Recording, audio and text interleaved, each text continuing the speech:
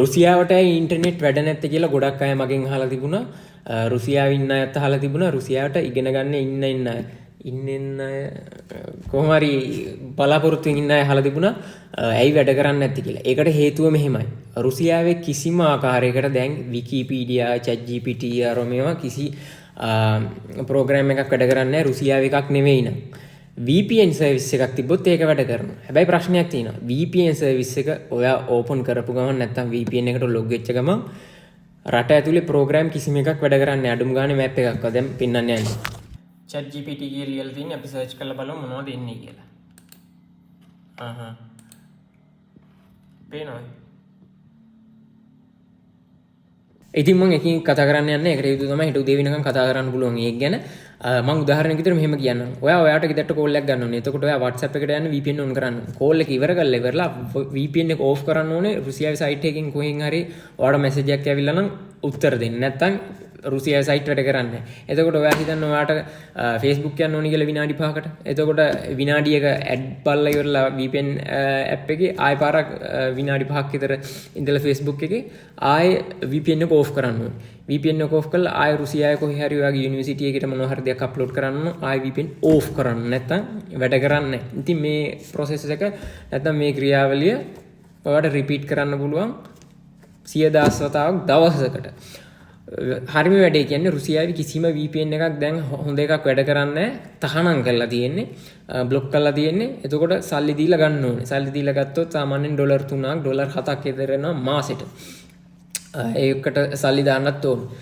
එහෙම නැත්නම් ඔයා හිතන්න තව ගොඩක් අය අහලා තිබුණා කොහොමද ලංකාවේ ඉඳන් රුසියාවට සල්ලි ගෙන්න ගන්න කියලා. ඉස්සර ක්‍රමයක් තිබුණා මහජන බැංකුව හරහා. දැන් ඒ ක්‍රමේ වැඩ කරන්නේ නැහැ. ඒකින්ද මම දන්නේ නැහැ දැනට මොන ක්‍රමේද වැඩ කරන්න කියලා. මොකද මම සල්ලි කවදාවත් ගෙන්නගෙන නැති හින්දා ලංකාවේ. ඊට පස්සේ ලංකාවේ ඉඳන් රුසියාවට සල්ලි යවන්න ක්‍රමයක් මම දන්නවා බැංකුවක් කරා එච්චරමයි නීත්‍යානුකූල. ඊට අමතරව ඔයා ලංකාවේ ඉඳන් රුසියාවට ඉගෙන ගන්න එනවා නම් අවුරුද්දකටවත් අඩුම ගානේ සල්ලි අරගෙන එන්න. ඊට අමතරව ගොඩක් අය අහලා තිබුණා රිසර්ච් පේපර් එහෙම කොහොමද පබ්ලිෂ් කරන්න කියලා ඉන්ටර්නැෂනල් සයිට් වල. ඒක ඉතාම අමාරු වැඩක්. දැන් ඒකට හේතුව තමයි සංක්සේෂන් සමහර බාර ගන්නෙත් නැහැ. ඔයාගේ රිසර්ච් පේපර් සමහරක් වෙලාවට ඒකට හේතුව තමයි ප්‍රොසෙස් එක ගොඩක් ලොකුයි සල්ලි ගෙවන්න විදිහක් නැහැ. ගොඩක් දේවල්. ඉතින් රුසියාව ඇතුළේ නම් හරිම ලේසි පබ්ලිෂ් කරන්න.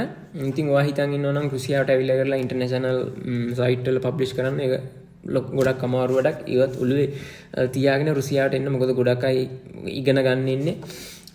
ඊට අමතරව තව මොනවද? ඉතින් ඔන්න ඔච්චරයි මට කියන්න තියෙන්නේ අදට. හේතුව තමයි ඉන්ටර්නෙට් ගැන ගොඩක් අහලා තිබි. ඉන්ටර්නෙට් වැඩ කරනවා. ඉන්ටර්නෙට් වැඩ කළාට ඔයාලා හිතන තරම් ලේසි නෑ. ඒකට හේතුව තමයි VPN ඕනි සංක්සේෂන් දාලා තියෙන්නේ, සම්බාධක දාලා තියෙන්නේ.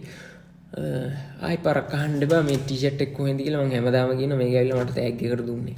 මේක ඇවිල්ලා සමර් කලෙක්ෂන් එකක්. ඒකයි හිල් තියෙන්නේ. එහෙනම් ගිහලා ඉන්න සුබ දවසක්. ලෙනින්ගේ දේශ YouTube channel එකට ගිහලා channel එකට එකතු වෙන්න. ඒකෙත් ගොඩක් වැදගත් දේවල් කියලා තියෙනවා. එහෙනම් ගිහලා ඉන්න සුබ දවසක්. තව දෙයක් කියන්න අමතුණා. කිසිම ආකාරයකට Visa, Mastercard, American Express අරෝමේ කිසි කාඩ් එකක් වැඩ කරන්නේ නැහැ. ඒවෙන් සල්ලි ගෙවන්න බෑ. ඊට පස්සේ Apple Pay, Google Play අරෝමේ කිසි දෙයක් වැඩ කරන්නේ නැහැ. ඒකින්ද පුදුම වෙන්න එපා. එම් පස්සේ කිසි දෙයක් වැඩ කළේ නැත්තම්. සයිබීරියාවේ සිට Facebook සහ TikTok channel එකක් ෆලෝ කරන් යන්න. ඒකෙත් ගොඩක් වැදගත් දේවල් තියෙනවා. ගිහින් එන්න සුබ දවසක් ආයෙ පාරක්.